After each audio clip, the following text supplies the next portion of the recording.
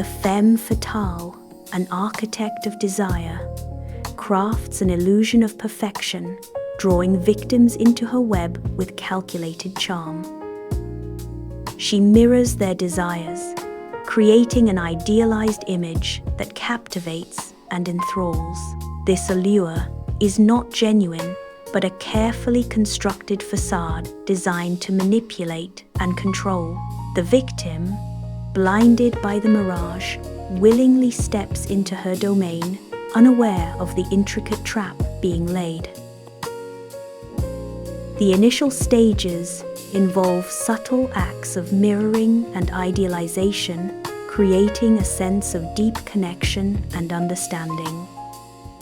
This carefully constructed persona is the bait, luring the unsuspecting into a world where their perceptions will soon be twisted and manipulated.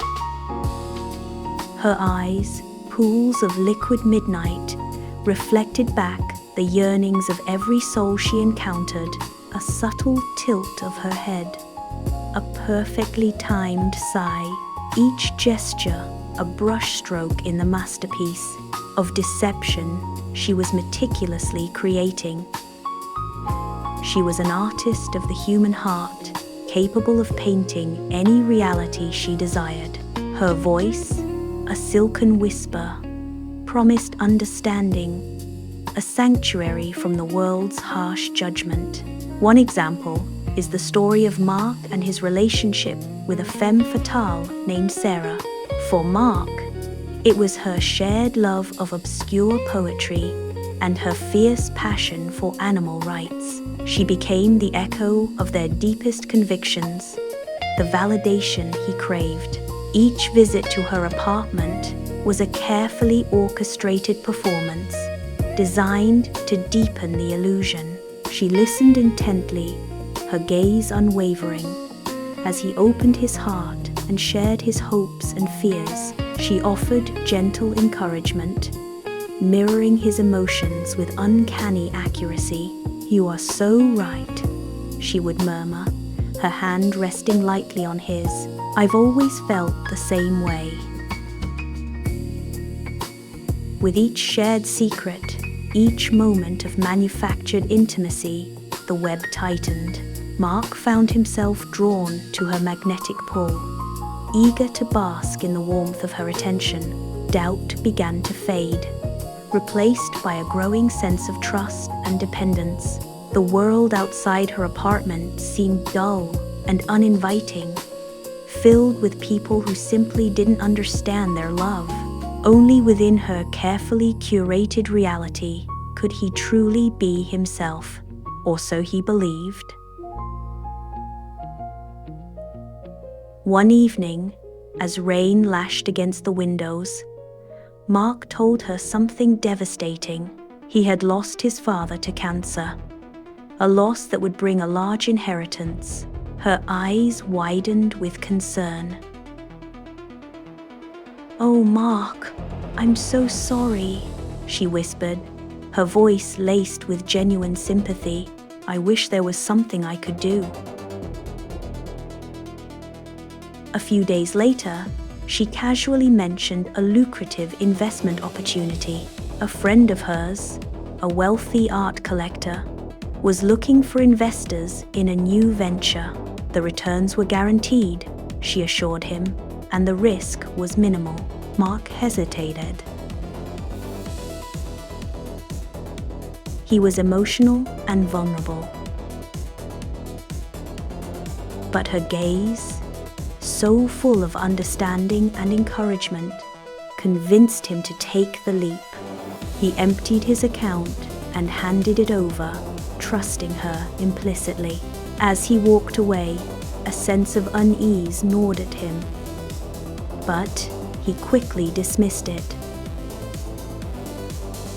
She would never betray him.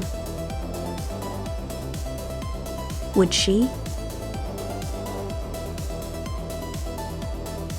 Meanwhile, Mark found himself increasingly isolated from his friends.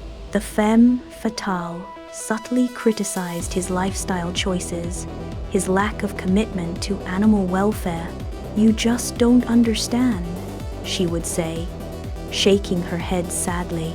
"Why don't you understand me? If you loved me, you would try." Mark, eager to prove his devotion, began to distance himself from his old friends.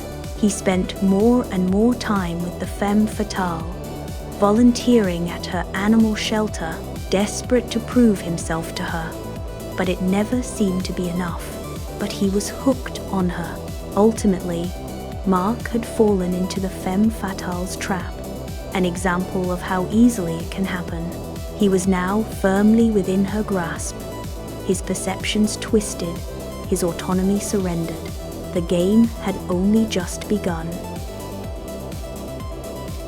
The stage was set for the final act of manipulation and control. With the victim now ensnared, the Femme Fatale tightens her grip. She begins to weave a web of obligation, subtly creating a debt. This debt binds the victim closer, making it harder to break free. She doesn't stop there. She isolates him from his support systems. This is carefully engineered, creating an environment of dependence. In this isolated world, she becomes his sole source of validation. She is also the only source of guidance, further solidifying her control. This isolation is crucial, as it allows her to undermine reality. She employs gaslighting, distorting perceptions, and eroding self-trust. The victim begins to question their own sanity, their own memories. They start to doubt everything they once believed to be true. With the victim fully under her sway, the payoff arrives. The cold mechanism is revealed, exposing the true nature of the game. The extraction begins, stripping the victim of their resources. This could be emotional, financial, or even physical. The ultimate goal is laid bare, complete and utter control. But there is hope. Defense strategies exist, ways to fight back against this manipulation. The first step is recognizing the manipulative tactics for what they are. See them as calculated moves in a game, not genuine affection. Then, rebuild a solid foundation of reality, brick by brick. Seek out trusted friends and family, those who offer unbiased support. Their perspectives can help pierce through the cracks of illusion. Shine a strong beam of light on the darkness, revealing the truth. Document everything. Keep a journal of events and conversations. This provides a tangible record, preventing further gaslighting. Most importantly, reclaim your autonomy, your right to make your own choices. Set boundaries, firm and unyielding, and enforce them without guilt. Learn to say no, even when it feels uncomfortable or selfish. Finally, rebuild your shattered sense of self, piece by piece. Remember who you were before the manipulation began. Reconnect with your passions, your hobbies, your values. Seek therapy if needed. A professional can provide guidance and support. Healing takes time. Be patient and kind to yourself along the way. The scars may remain, but they will serve as a reminder of your strength. They are proof that you survived, that you overcame the darkness. You emerged stronger, wiser, and more resilient than ever before. The Femme Fatale may have tried to break you, but she failed. You are whole again, and you are free. The experience has changed you, but it has not defined you. And that is a power no one can ever take away from you. The lessons learned will serve you well, protecting you from future manipulation.